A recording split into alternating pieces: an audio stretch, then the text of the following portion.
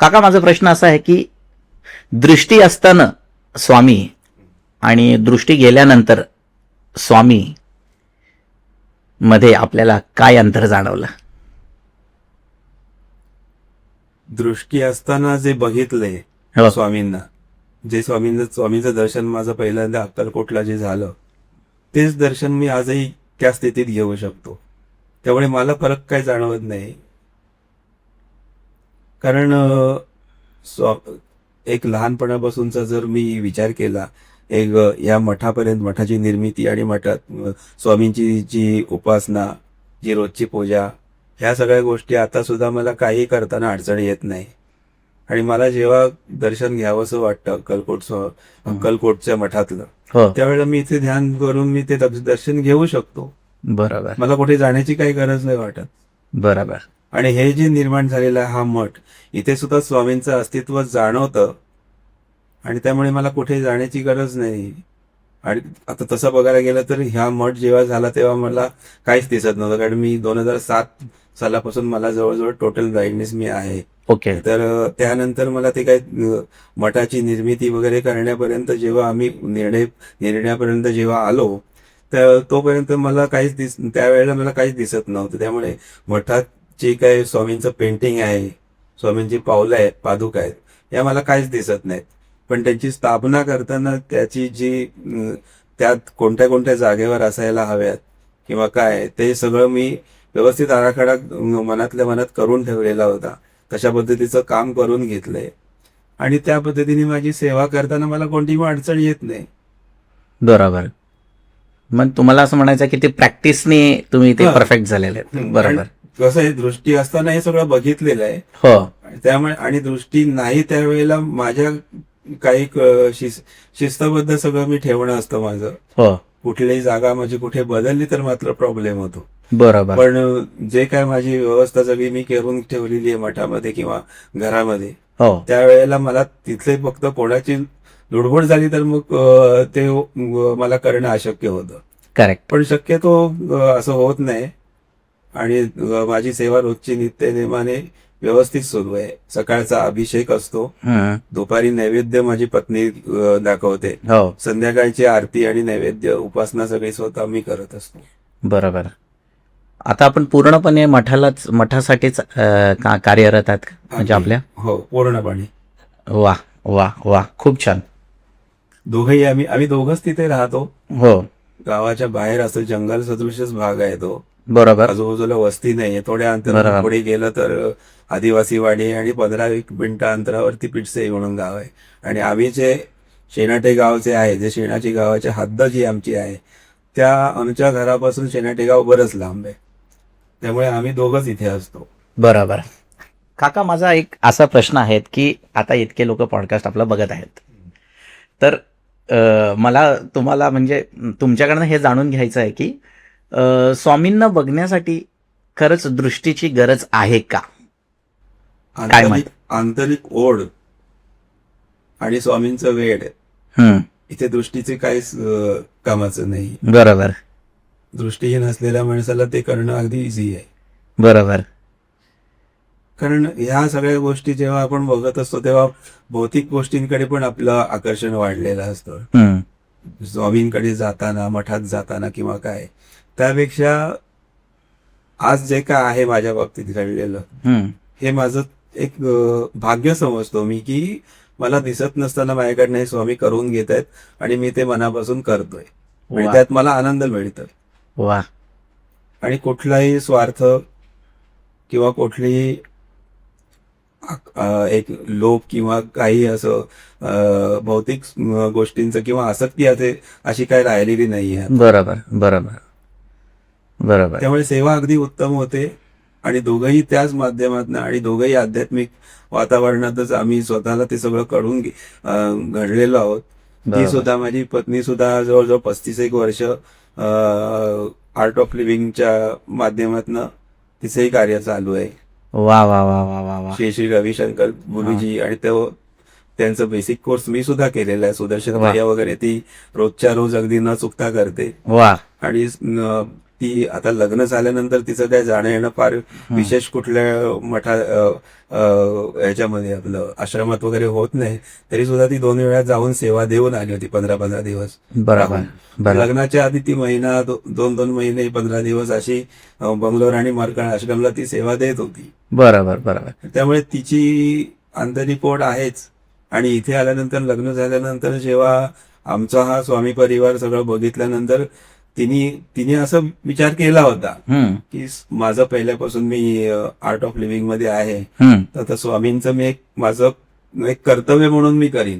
पण बरोबर. स्वामींनी तिला स्वामींच्या मार्गात कधी ओढले तिला पण कळलं नाही.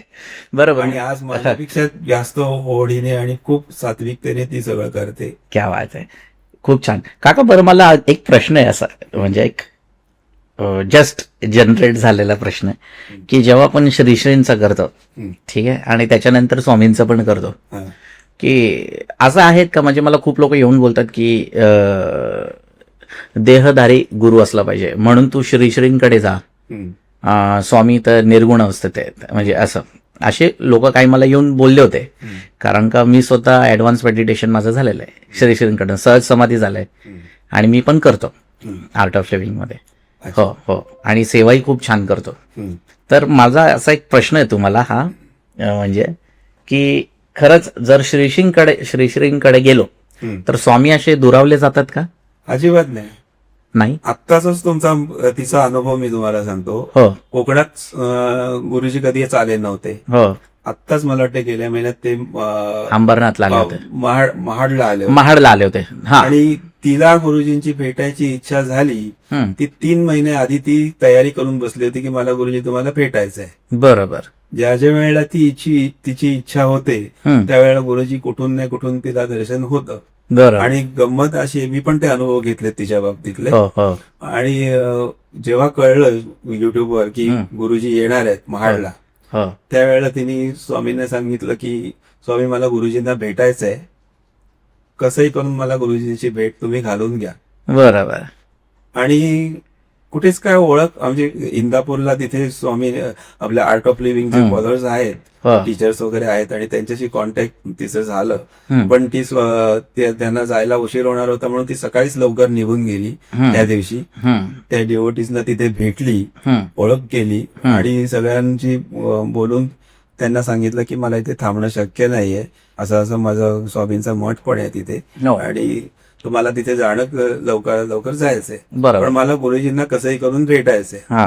त्या डिवोटीजनी सगळी तिची सोय केली. हेलिपॅड मधून गुरुजी उतरले, त्या हेलिपॅडला त्या तिथेच तिची भेट झाली.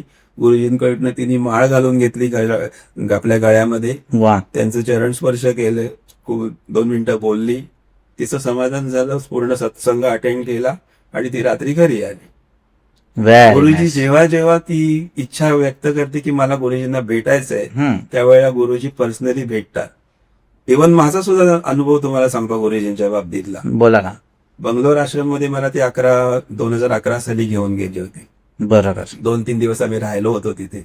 आणि तिथल्या आर्ट ऑफ लिव्हिंगचे सगळे फॉलोअर्स असे रस्त्याच्या दोन्ही बाजूला उभे असतात आणि गुरुजींचे तिथून येणं जाणं सुरू असलं की दोन्ही बाजूंनी गुरुजींना साथ घालत असतात. त्यांचं काय काय म्हणजे आपुलकीनी ओढीने त्या सगळ्या गुरुजींना काहीतरी भेट वस्तू देत असतात. आणि अशा वेळेला ही लोक म्हणतात की आम्हाला गुरुजी भेटले. मी हिला म्हटलं ह्याला भेटणं नाही म्हणत, कारण मी लहानपणापासून जे भेटतोय गुरुस्थानी असलेल्या व्यक्तींना, अगदी अण्णांपर्यंत, लहानपणी मला आजोबा घेऊन जायचे चिंदरकर महाराजांकडे. मालाडला स्टेशन जवळच त्यांचा मठ होता, दत्तगुरूंचं स्थान होतं आणि त्यांना दत्तगुरूंचा साक्षात्कार होता. त्यामुळे लहानपणापासून आमच्या घरामध्ये हे वातावरण होतं. आजोबांपासून आमच्यावर नकळत हे सगळे संस्कार झालेले आहेत. आणि त्यामुळे ज्या वेळेला मी तिथे गेलो आणि ह्या सगळ्या गुरुस्थानी असलेल्या लोकांशी अगदी घरगुती पद्धतीने माझं बोलणं होत होतं. अगदी लहानपणी चिंदरकर महाराज, त्यानंतर मग गजानन महाराज यांच्या सेवेतले काही असे गुरुस्थानी असलेली माणसं, त्यानंतर मग माझी जेव्हा अक्कलकोटला गेलो तेव्हा एक ज्योतिषी होते, त्यांचं नाव आता आठवत नाही, पण त्यांच्याशी माझी ओळख झाली होती.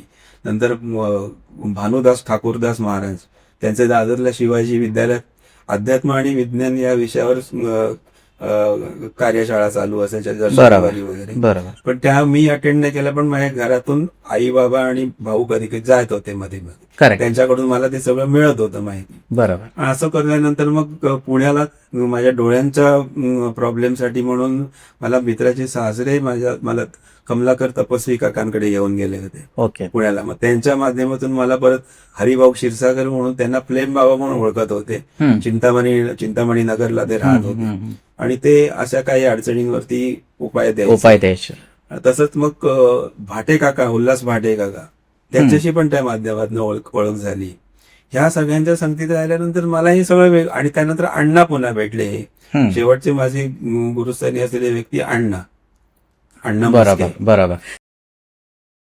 तर आणि मग त्यावेळेला मी हिला म्हटलं, अरे असं नाही, भेटायचं पर्सनल काहीतरी 2 मिनिटं बोलणं नाही झालं तरी निदान चरण स्पर्श तरी होऊ दे आपल्याला, किंवा त्यांच्या सानिध्यात 1-2 मिनिटं तरी बोलायला मिळू दे, अशी माझी भावना.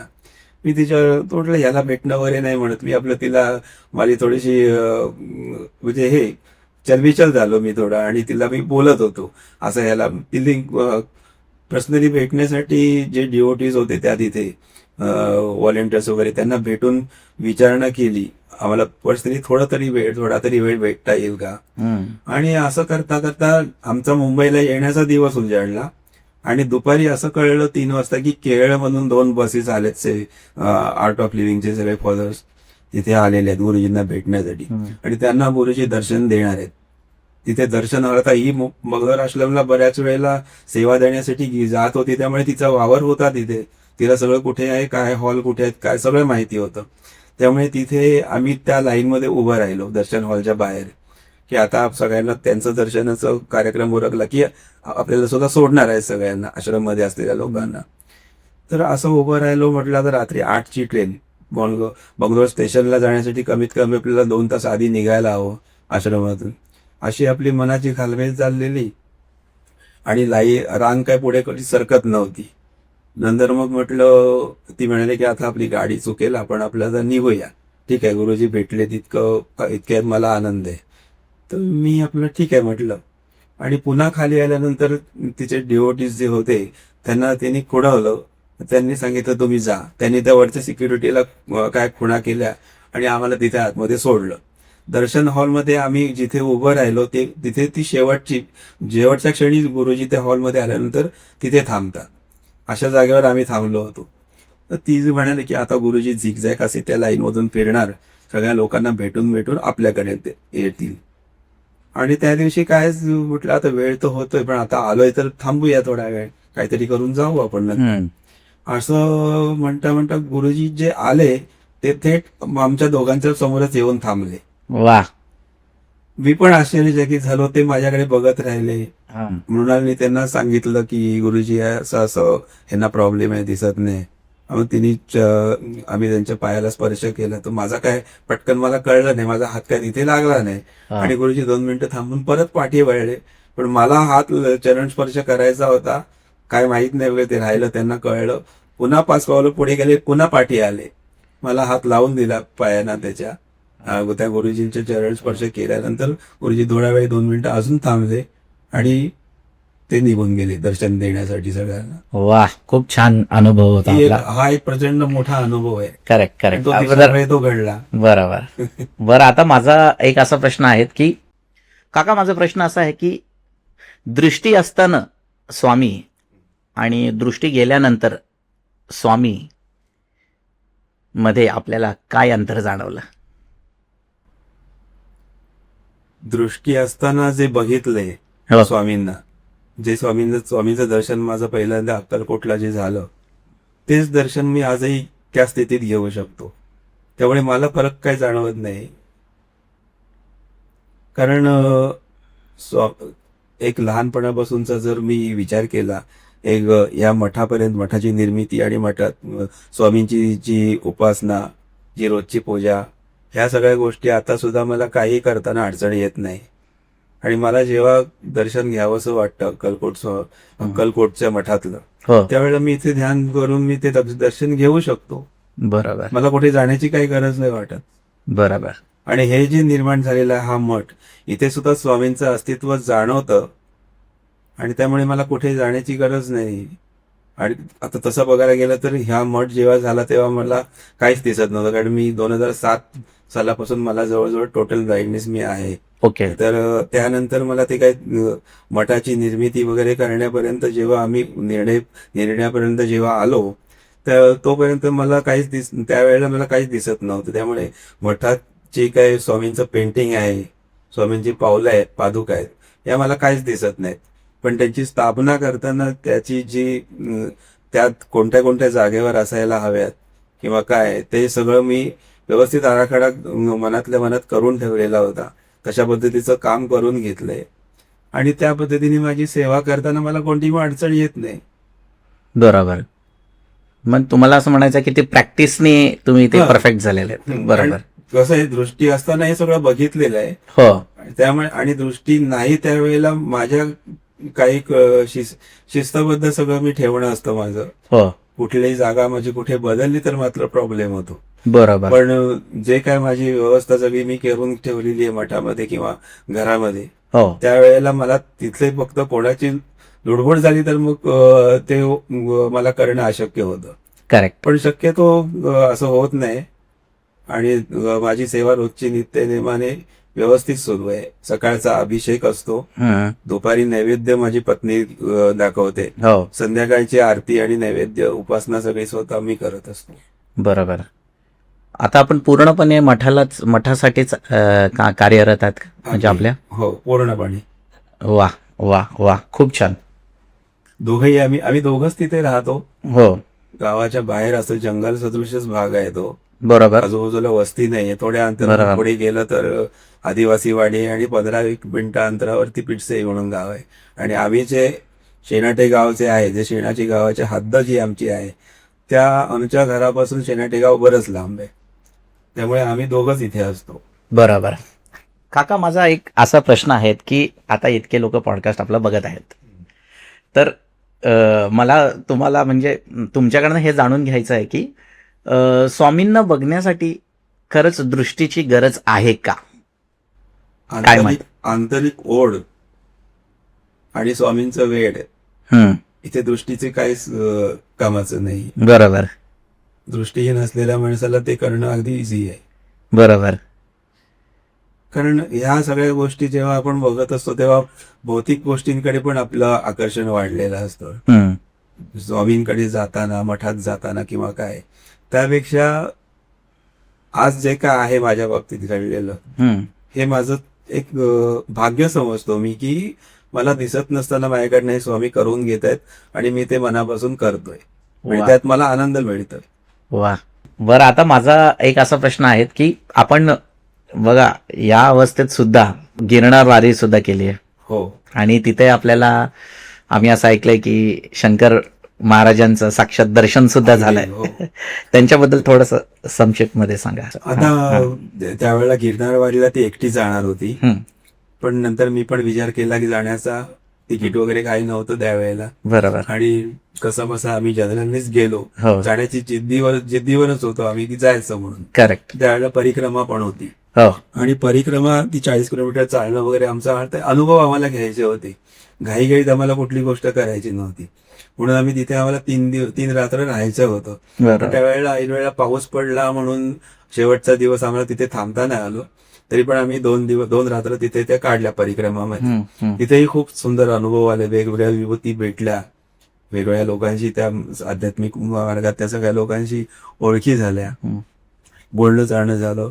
आणि आल्यानंतर मग तिचा वाढदिवस होता 30 नोव्हेंबरला. तिला ते इच्छा होती तिची की त्या दिवशी ब्रह्ममुहूर्तावर आपल्याला गुरु शिखरावर जायचंय. वा. म्हणून पण म्हटलं आपल्याला नुसतं जाय असं नाही करायचं, आपल्याला अनुभव घ्यायचे तिथले त्या दत्त शिखरावर जाताना. 10,000 पायऱ्या जायचं आणि 10,000 पायऱ्या उतरायचं. रात्री आम्ही संध्याकाळी निघालो, 4:30 पावणे 5ला निघालो गिरनार पर्वतावर जाण्यासाठी. हो. तिथले जातानाचा अनुभव, लोक काळजी करायला लागले, अहो तुम्ही कसं काय जाणार, ती सगळी गुजराती आणि त्याच देशातली लोक आहेत ना तिथे खाली स्टॉल वगैरे. करेक्ट. ती लोक, अरे तो एक डोलीवाला पण मध्ये, आप भाई साहब आप ऐसा करना, मेरा फोन नंबर लेके रखना, कुछ जरूरत पड़ी तो फोन करना, बरोबर. मैं आ जाऊंगा. बरोबर. इतकी लोकांशी निघतानाच काळजी. हो. आणि नंतर मग मी हिला सांगून ठेवलं होतं की एक लक्षात ठेव, इथे शंकर महाराजांचं छोटंसं मंदिर आहे वाटेत, तर आपल्याला तिथे थांबायचं आहे थोडा वेळ. तर असं करता करता रात्र झाली साधारण. आम्ही आणि सावकाश, आम्हाला ते घाई करून जायचं नव्हतं. मध्येच थांबून आम्ही 10-15 मिनिटं नामस्मरण करत होतो, हो. थोडं मेडिटेशन करत होतो. असं करत करत आम्ही पुढे पुढे जात होतो, कारण मला पूर्ण रात्र ती प्रवासात काढायची होती बरोबर वरती जाईपर्यंत. बरोबर. असं करता करता शंकर महाराजांच्या मंदिराजवळ आलो. हम्म. त्यावेळेला लाईट वगैरे नव्हती, ते पूर्ण सगळा अंधारच होता. आणि ती म्हणाले, हे शंकर महाराजांचं मंदिर आहे, आपण थांबूया. आणि मला सवय आहे, अक्कलकोटला जा किंवा कुठल्याही मठात जा पहिल्यापासून. स्वामींच्या मठात गेलो, स्वामी माझ्या बरोबर चला, बरोबर. निघताना. तसंच शंकर महाराजांना नमस्कार केलं, डोकं टेकलं, म्हटलं महाराज आमच्या बरोबर चला. वा. असं म्हटल्यानंतर आम्ही आपलं चाललो, आमच्या पद्धतीने आम्ही जात होतो.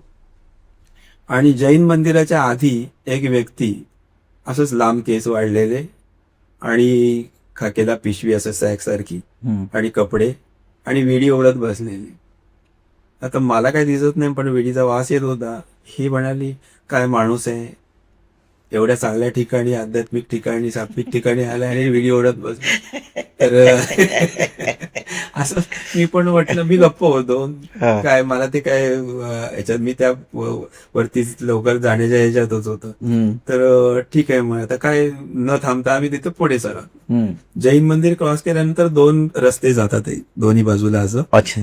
तिथे आम्ही थांबलो. ही म्हणाली, आता जायचं कुठल्या बाजूने.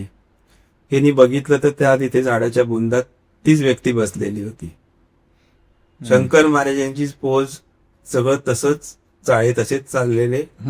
आता मी काय बघितलेलं नाही शंकर महाराजांचा फोटो वगैरे अजूनपर्यंत, अजून नाही मला ते पाहिलं. दिसतच तसं. मला नंतर या गोष्टी कळलेल्या, ओके. तेव्हा माझा बघण्याचा तो योग नाही. पण हिनी बघितलेलं. ती म्हणते, अहो सतीश, हे शंकर महाराजच आहेत, ओके. आपल्याला यांच्या सानिध्यात थांबायला हवं. तर म्हटलं थांबूया. पण अशा वेळेला आपण भ्रमित होतो, ओळखत नाही आपण ह्या गोष्टी. हो, हो, हो. आपल्यासमोर जेव्हा घडतं ना ह्या गोष्टी, तेव्हा आपण भ्रमित होतो. थोडा वेळ थांबलो, तिचं एकदम गहीवरून येत होतं, काय आपला हा योग आहे म्हणून. याच माणसाला मी पिकडे म्हणाले, हा काय माणूस आहे, विडी ओढतोय आणि हा हेच इथे येऊन बसलाय. आणि असंच काय वेळ चाललेलं होते त्यांचे चाळे. तिने बॅगमधून सुकामेवा काढला, त्यांच्या हातात दिला, येलो प्रसाद असं करून हातात दिलं. हिंदीतच बोलत होतं. तर तिने त्यांना प्रश्न विचारला की, हम जा रहे वो रास्ता सही आहे ना. तिच्या मनात असं होतं, म्हणजे आता आम्ही तिथे कन्फ्युज झालो होतो. पण तिच्या मनात असं होतं की आता आम्ही या आध्यात्मिक मार्गात आहोत, स्वामींचा मठ स्थापन झालाय, हा आपला रस्ता बरोबर आहे ना. बरोबर. अशा दृष्टीने तिने तो प्रश्न विचारलेला. आणि त्यांनी त्यांच्या त्या हिंदी भाषेत उत्तर दिलं, हा जाओ सही आहे, असं करून त्यांनी उत्तर दिलं. आम्ही थोडा वेळ थांबलो. तिने आपलं डोळे भरून ते बघितलं आणि निघून गेलो पुढे. नंतर ती काय अरुंद पायऱ्या, तसं काय फार मोठी वाट नाहीये ती गिरनार पर्वतापर्यंत जाण्यासारखी. पायऱ्यांची रुंदी काय मोठी नाहीये किंवा आजूबाजूने येणारा जाणारा माणूस स्पष्ट दिसतो सगळा. तर पण तिने ते विचार करत होती की परत हे व्यक्ती दिसते काय म्हणून. परत तिथून दर्शन घेऊन परत निघून येण्यापर्यंत ती बघत होती कुठे दिसतायत का म्हणून. कुठेच ते दिसले नाहीत. आणि जेव्हा आम्ही ते परत खाली उतरताना जेव्हा आम्ही त्या तिथे झाडाजवळ आलो, तेव्हा बघते तर ते औदुंबराचं झाड होतं. ओ, छान. आणि म्हटलं हे दुसरं तिसरं कोणी नाही, शंकर महाराजच होते. बरोबर. खूप छान, खूप छान किस्सा होता. म्हणजे खूप छान. बरं काका, आपल्याला म्हणजे स्वामींनी आपल्याला आता पुढे काय गोष्टी सांगितल्या की. स्वामी तिच्याशी स्वामींच्या अनुभूती थोडक्यात सांगतो मी. सकाळी पहाटे उठतो, आंघोळ करून मी मठामध्ये जातो. पहिली साफसफाई करतो. साफसफाई वगैरे सगळं मीच करत असतो तिथे. इतर कोणी, कारण गावाच्या बाहेर मठ आहे तिथे. आणि त्यावेळेला ते करत असताना मला असे काही अशा प्रचिती आलेली आहे जी फक्त मलाच माहिती आहेत, कारण त्यावेळेला कोणीच नसतं तिथे. करेक्ट. सकाळी पहाटे थंडीच्या वेळेला, आता पावलं जी स्थापन केली आहेत स्वामींची पाषाणामध्ये कोरलेली, असं मला आतापर्यंत स्थापना झाल्यापासून 4 वेळा तरी अशा गोष्टी घडल्यात की तेवढ्या फक्त पावलांचा जो स्क्वेअर आहे मार्बलची जी पट्टी लावली तर एक फुटाचा, तेवढ्या ह्याच्यातच हीट जाणवते, उष्णता. ओके. हात बाजूला केलं तर गार. अरे बापरे. अशा गोष्टी त्या हे करताना जेव्हा जेव्हा घडल्या त्यावेळेला आपण फक्त स्तब्ध होतो, हम्म. नमस्कार करतो, थोड्या वेळ शांत बसतो, पुढच्या कामाला लागतो. बरं. स्वामींचं अस्तित्व जाणवतं. एकदा रामनवमी 2023 सालच्या रामनवमीला त्यावेळेला साफसफाई करताना ते पावलं मी निर्माल्य वगैरे काढत होतो. इतका प्रचंड सुगंध यायला सुरुवात झाली आणि तो असा तीव्र होत गेला की मी पण शांत इकडे तिकडे बघतो कुठे काय आहे का सांडलेलं अत्तर वगैरे किंवा काय. तर मी त्यातला सुगंध असेल काहीच माझ्या मठामध्ये नाहीये. हम्म. तो वेगळाच सुगंध होता. बरोबर. इतका तो तीव्र होत गेला आणि 15-20 मिनिटांनी तो हळूहळू कमी होऊन पूर्ण गेला. बरोबर. हा एक अनुभव होता. वा. दुसरा एक अनुभव त्याच रामनवमीनंतर आलेली हनुमान जयंती. हो. फक्त पावलांचे जे त्यांनी कोरलेले आहेत पावलांचे ठसे, हम्म. तेवढेच फक्त ओले झाले होते पाण्याने, बाकी सगळं सुकं. ओ. हा काय प्रकार असेल माहित आहे. मी फक्त डोकं टिकतो अशा वेळेला, हो. शांत बसतो आणि बरोबर. पुढच्या कामाला, कारण ह्या स्वामींची प्रचितीच आहे ही. बरोबर.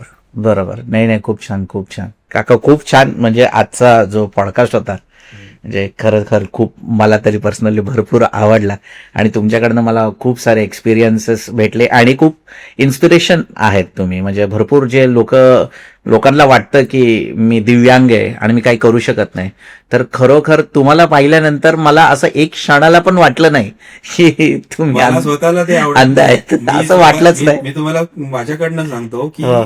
माझा प्रॉब्लेम असा आहे म्हणून मला टिपिकल तसं आयुष्य जगायचं नाही. हो. म्हणून मी गावाला जाणं, जंगलात जाऊन राहणं सोपी गोष्ट सोपी गोष्ट नाही आहे. खरं कोळशी, करेक्ट. सगळी ही जनावरं बारीक सारीक हो. हे सगळे आजूबाजूला असतात. हो. त्याचा धोका पत्करून मी तिथे राहतो. बरोबर. कारण मला ते टिपिकल असं जगणं, कुठेतरी टेलिफोन बूथ आणि हे असं जीवन पूर्वीचं होतं. असं मला उंबरठ्याच्या बाहेरचं जग पण मला माझं हवं. वा. वा. बस काका, खूप छान. म्हणजे जबरदस्त वाटलं आज हा म्हणजे पॉडकास्ट ऐकून आणि तुम्हाला समक्ष बघून. मित्रांनो, तुम्ही मला सांगा तुम्हाला हा पॉडकास्ट कसा वाटला, आणि जर तुम्हाला हा पॉडकास्ट आवडला असेल तर या पॉडकास्टला, व्हिडिओला लाईक, शेअर, सबस्क्राईब नक्की करा. कमेंट करायला विसरू नका, कारण का तुम्ही जर कमेंट करणार नाही तर मला कळणार नाही की काय तुमचं काय म्हणणं आहे, आणि तुम्हाला असं वाटतं की कुठल्या विषयावर अजून मी घेऊन यायला पाहिजे पॉडकास्ट, त्याबद्दल मला कमेंटमध्ये आपण मेसेज करा. काका, खूप खूप धन्यवाद. आणि काकांना जर कोणाला मदतीचा हातभर लावायचा असेल तर मी काकांचा नंबर डिस्क्रिप्शनमध्ये देणार आहे. तुम्ही काकांना आवर्जून कॉन्टॅक्ट करा आणि हे स्वामी कार्य मोठं होऊ द्या. स्वामी कार्य जगभरात होणारच आहे लवकरात लवकर. ओके. वसुदेव कुटुंबकम, म्हणजे वसुदेव आज स्वामी कुटुंबकम. परिवार मानतो मी. स्वामी सेवेकरी मी बोलत नाही. हो. हो. स्वामी परिवार वाढत गेला पाहिजे. हो. संपूर्ण मानवजात आनंदाने, सुखाने, एकत्र कुटुंब पद्धतीने नांदली पाहिजे. बरोबर. बस एवढीच एक इच्छा. करेक्ट आहे. श्री स्वामी समर्थ. स्वामी समर्थ. स्वामी ओम. स्वामी ओम.